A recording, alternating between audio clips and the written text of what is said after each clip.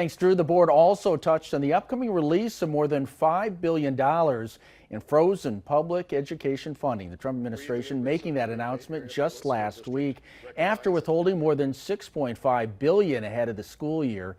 The White House previously released a total of $1.3 billion to help support summer and after-school programs. As we reported, Green Bay's school district awaited the release of around $3.4 million in title funds they expected to receive in the beginning of July. Today, we spoke with district leaders about what it means to have that money returned. I'm a little nervous about the uncertainty that presented. Could this happen again?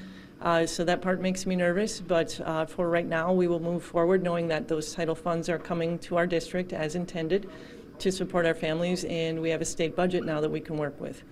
The district is expected to officially receive those funds this week. Turning the weather now.